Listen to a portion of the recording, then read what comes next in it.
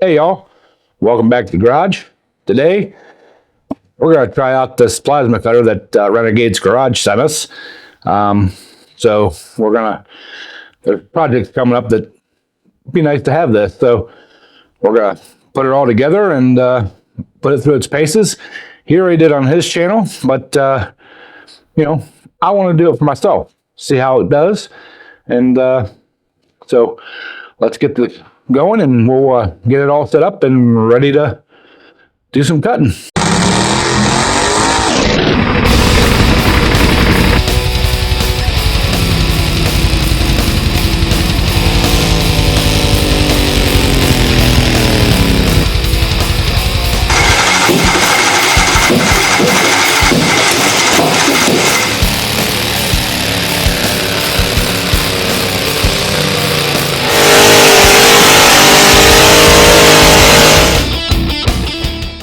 All right, y'all. Get this thing set up. Ground cable. We don't need that for right now. Airline. We'll probably just put a fitting right on the back of the machine to hook our regular airline into. And then we got our cutting torch. So don't need any of that stuff right off the bat.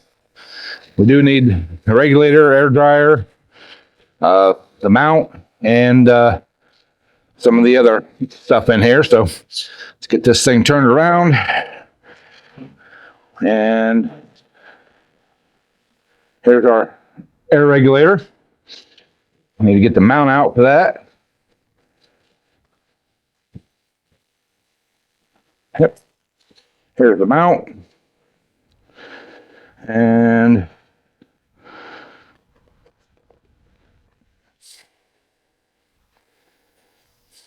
maybe I should get some directions and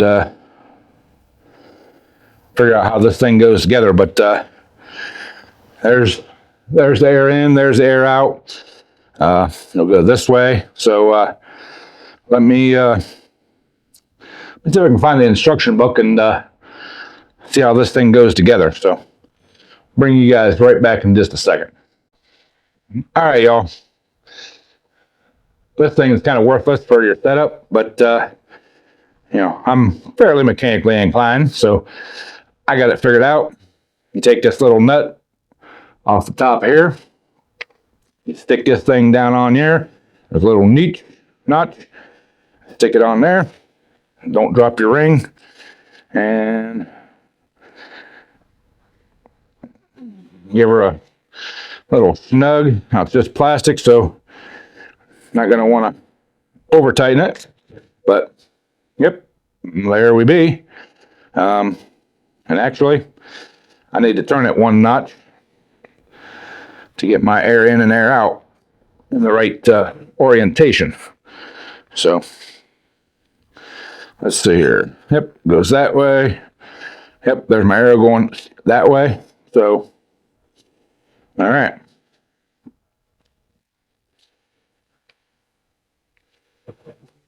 Now we can, all right, there. Now we just need to take these two screws out of here, mount that on there. Our airline coming out will come out of this one. Airline going in will be on this side, and it even has a nice little gauge. We'll get that. So let me get one of my air fittings and a couple of wrenches and stuff to get everything hooked up, and we'll continue on. All right, y'all. First things first, we're going to put a little push to connect airline in. And I want that on the outgoing side.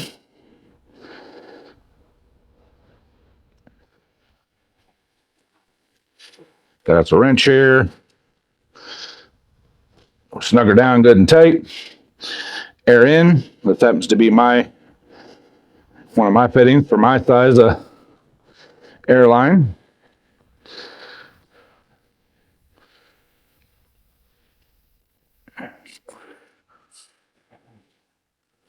Or my quick connect, I guess you call it. All right, got that. Now we're going to spin our gauge in.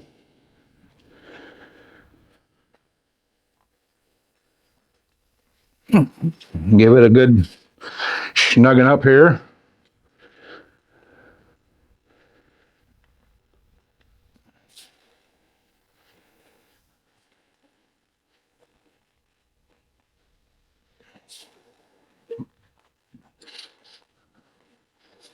Okay. Well, the gauge is bottoming out. Well, it's a little crooked, but it is what it is. So now we're going to take these two screws out.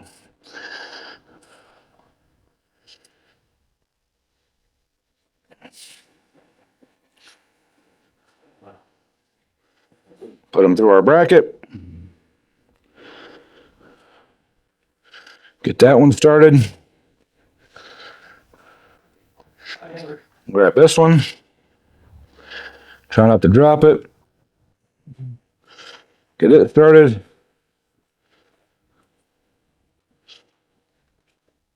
Give it a good snug.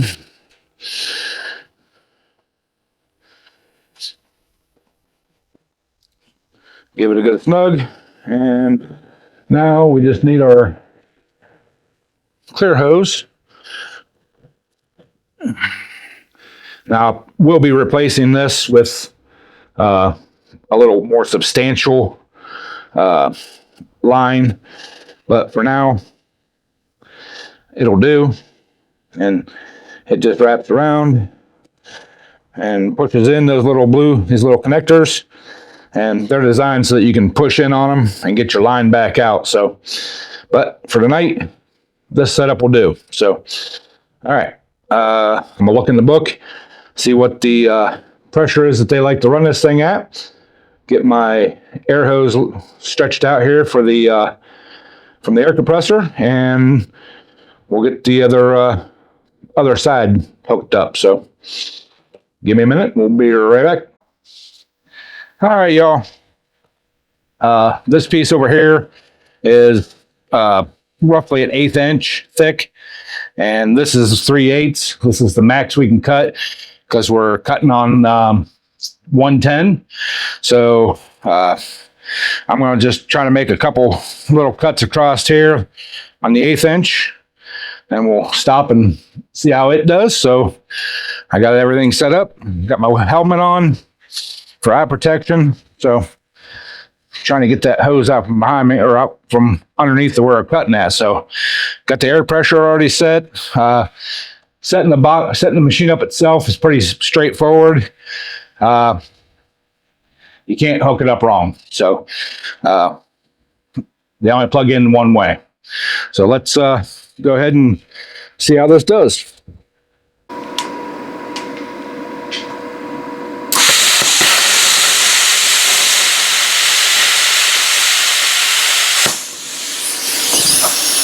Yeah.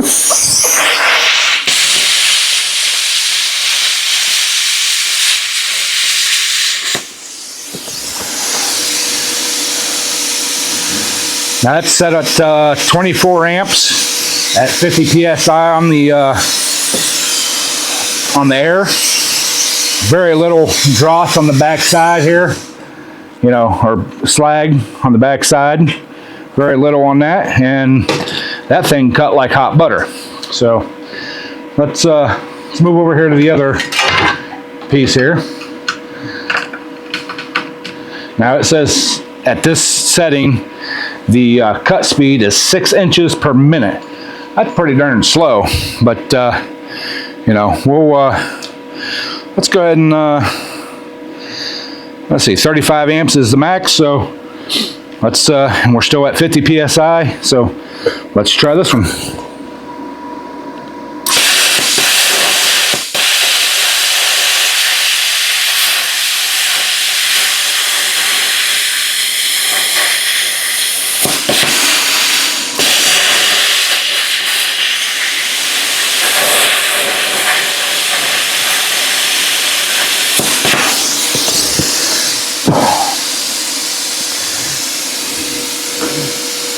That's pretty nice, y'all.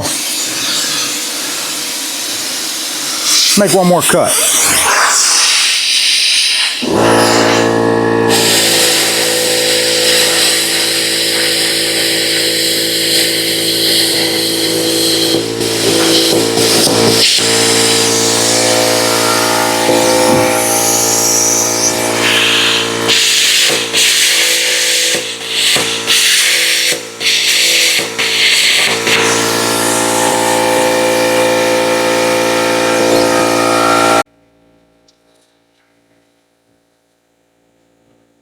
we'll bring you all back for the air when the air compressor shuts off. All right, y'all. I just went ahead and cut that air compressor off. You guys can see there, I mean, very little slag. I think the issue I was having, my air compressor and this is running off the same breaker. And I noticed every time I struck an arc, the air compressor would change sound a little bit. So I may not have had full amperage to it. But like I said, you guys can see that. That's pretty good cut. This cut on this end was done with my machine at work. That's a 220 machine. It's a Miller, or not a Miller. I can't even remember what the name of it is now, but there's a lot more slag on the back side of that one, you know, and I was wrong. That's not 3/8, that's 1/4 inch thick. So, yeah, so there's that one. And here's this piece. You know, there's very little, you know, that'll probably knock off with just a little slight tap. Oh yeah. Yeah, and that's my clamp. That's not even a hammer. So yeah, that knocked off there pretty nicely. So yeah, this is going to be really nice in the shop, y'all. So yeah, I'm happy with it. It's awesome. I love it. So, all right, let me get this all shut down and we'll talk a little bit.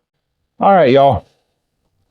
This machine here, really, really nice. I like it. It works just as Thermodynamics is the brand I have at work, my daily job. Like I said, it's a big 220 machine. This thing cuts just as fine as that thing, and this is on 110. And you seen you know how much slag and stuff was on the backside. Yeah, I like this machine. What I'll probably end up doing is building a cart for it, and I have a small portable air compressor that I don't use. It's just stacked back in the corner.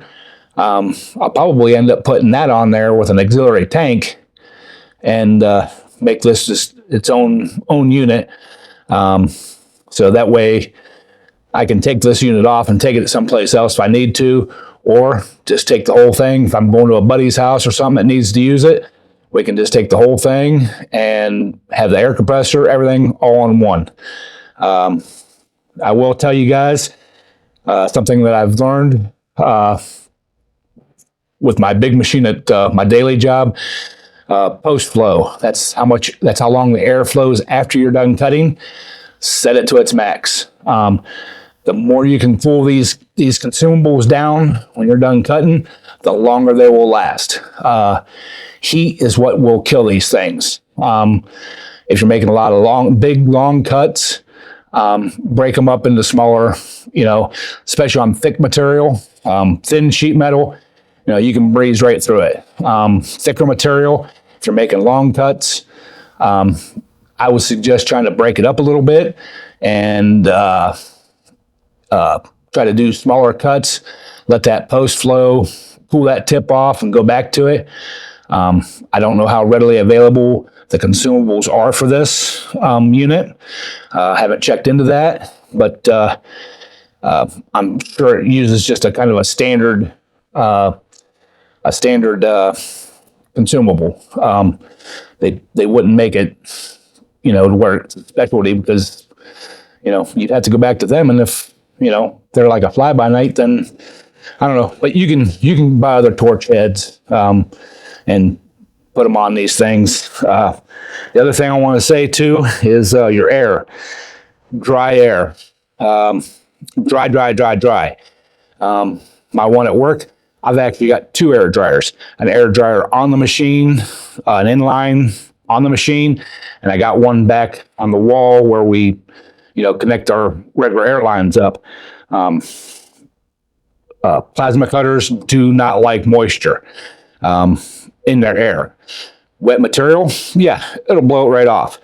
But cutting through to make the arc, to the cutting arc, it does not like to see moisture coming through that tip. So just warning. Make sure you got good dry air. So, when Renegade was using this thing, he said he's had a little bit of an air leak back here. I'm not hearing it, or if I may have to put some soapy water on the back, that little clear tube. I'm probably still going to get the heavier like brake line, truck brake line, air brake line, and put on this just because this vinyl line, I don't care for it very much, but I'll probably get that and a couple other fittings so I can kind of tuck it in and, so it's not hanging out around the back of the machine too much. But yeah, I'm liking this thing. I'm going to get a lot of good use out of it. So, all right, I'm done rambling. Ground clamp. Seems like it's a good ground clamp, good and strong. It's got nice copper in here. Grounded to my material just fine. So yeah, that's going to be it. So if you would please hit that thumbs up button. Leave me a comment down in the comment section there. What you think of this thing? You think it's, I'll leave a link to his video. You can, if you're interested in buying one, you can go through his Amazon store. He gets a little cut of that. Just show him appreciation, for, helping me out. If you guys do decide you want to try one of these out, please use his link to buy it. And, he didn't have to send this to us.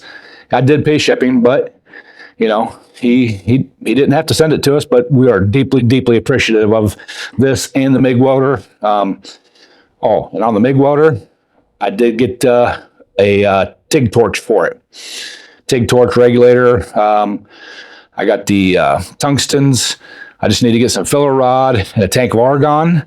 And hopefully by this weekend, we'll be trying our hand at TIG welding. I'm sure it's going to be ugly because I've never TIG welded before. I went to a lot of YouTube University videos, and I think we can do it, but it's going to be a learning curve. So anyways, again, I'm rambling. Thank y'all. Like, comment, subscribe, ring the bell, do all that kind of stuff, and we'll catch you guys all on the next one.